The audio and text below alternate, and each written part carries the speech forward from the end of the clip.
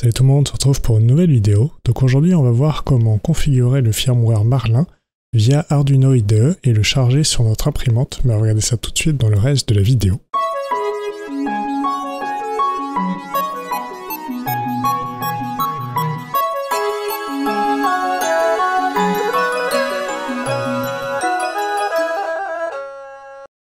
Donc déjà ce qu'on va faire, c'est qu'on va télécharger tout ce dont on aura besoin pour pouvoir configurer Marlin et le charger sur notre imprimante 3D Ender 3 dans notre cas. Donc déjà on va aller sur le site de Arduino, donc télécharger Arduino donc IDE, leur logiciel de développement. Donc moi je vais prendre la version Windows Installer pour Windows 7 et plus. Ensuite on va aller sur le site de Marlin. On va télécharger la dernière version donc, qui se trouve ici, donc Marlin 2.0 with bug fixes. Donc bugfix 2.0.x, donc on va simplement passer par ce lien pour pouvoir le télécharger. Et enfin, on va télécharger les fichiers de préconfiguration qui ne sont plus inclus dans l'archive avec Marlin, mais qui sont disponibles sur un GitHub séparé. Donc on va pouvoir simplement aller sur le bouton Clone or Download et on va download le zip donc des différents fichiers qui sont présents sur le Git. Donc si vous ne l'avez pas déjà, on va pouvoir installer Arduino IDE, donc qui est actuellement en version 1.8.12. Une fois qu'il est installé, on va tout simplement pouvoir commencer à le configurer pour l'utiliser dans notre cas, donc on va le charger sur une carte mère de Ender 3. Dans GZL, ce qu'on va faire, c'est qu'on va aller en haut, on va aller dans Sketch, Include Library. Donc si vous n'avez pas déjà dans les librairies Contributed Libraries, donc le U8 glib, si vous ne l'avez pas déjà, on va aller simplement en haut dans Manage Libraries. Donc là, il va charger les différentes librairies et on va taper U8 glib. On va aller tout en bas de la liste et là on voit que moi je l'ai déjà d'installer, mais vous auriez, si vous ne l'avez pas déjà d'installé, tout simplement à cliquer sur Install et il se chargera directement. On peut maintenant cliquer sur Close une fois que c'est fait. On va maintenant aller dans File, Preferences, donc les préférences, et on va aller dans cette zone ici, donc le manager de cartes additionnelles pour pouvoir ajouter donc une URL que je mettrai évidemment en lien dans la description, qu'on va copier ici. Donc on voit ici qu'on parle de sanguinoindex.json, donc en fait c'est ce qui va nous permettre d'ajouter la carte mère Sanguino. Donc on va faire OK. On va maintenant aller dans Tool et on va donc pouvoir retrouver notre carte Sanguino tout en bas. Si vous ne l'avez pas de visible, vous allez pouvoir cliquer tout simplement sur Boards Manager et on va pouvoir chercher la Sanguino. Donc on voit maintenant qu'elle est présente donc ici. Et donc moi elle est déjà installée, si ce n'est pas le cas pour vous, vous pouvez tout simplement cliquer sur Install. Donc une fois que c'est fait, on va pouvoir faire Close. Donc moi j'avais déjà d'installer et donc j'avais déjà de sélectionner. Mais autrement vous pourriez la retrouver donc juste ici.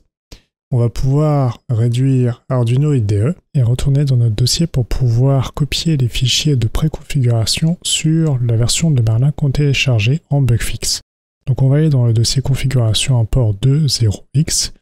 Dans le dossier config, exemple, dossier creality, Ender 3, et enfin on va sélectionner les 4 fichiers ici qui nous intéressent, on va les copier, on va remonter au niveau du dossier donc où tous les téléchargements se trouvent, on va aller dans le dossier Marlin bugfix 2.0x, dans le sous-dossier Marlin, et là on va pouvoir copier les fichiers. Donc là, il va vous demander si vous souhaitez les remplacer. Donc moi, j'ai une interface un petit peu différente de celle de Windows, mais globalement, vous aurez exactement la même chose.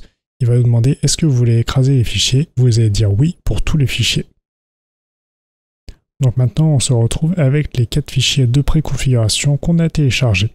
Donc on va pouvoir ouvrir marlin.ino, donc il va nous exécuter le logiciel Marlin IDE. Donc on se retrouve avec les différents fichiers qu'on a copiés. On peut déjà aller dans le fichier configuration.h, descendre de quelques lignes et retrouver ici donc dans la ligne de configuration de l'auteur que l'on a bien la préconfiguration pour la Ender 3. Donc on peut déjà précharger cette version sur notre Ender 3. Donc déjà ce qu'on va faire, c'est qu'on a vérifié qu'on a bien sélectionné la bonne carte mère. Donc là, Sanguino ATmega 1284p en 16 MHz. Vous pouvez sélectionner le port de la carte mère si est déjà sélectionné et enfin le programmeur Arduino ASIO-SP. Donc on va pouvoir faire vérifier, donc pour pouvoir vérifier le code qu'on a actuellement pour Marlin. Donc c'est une version, j'allais dire basique, il n'y a pas d'évolution de configuration particulière, mais vous pouvez déjà la charger sur votre carte mère pour pouvoir l'utiliser directement. Donc dans la suite de la vidéo, on va la configurer pour être utilisée sur une carte mère 1.1.5 qui a des drivers différents de celles d'origine, donc ils sont maintenant en TMC 2208. Donc on voit maintenant que la vérification est terminée, donc il ne nous met pas de message d'erreur particulier, surtout lié à la taille limitée de notre carte mère. Donc ça c'est déjà une bonne chose. Évidemment si on rajoute des fonctionnalités par l'avenir, il faudra qu'on désactive certaines choses. Mais ça, on pourra le voir dans d'autres vidéos que je ferai sur le sujet.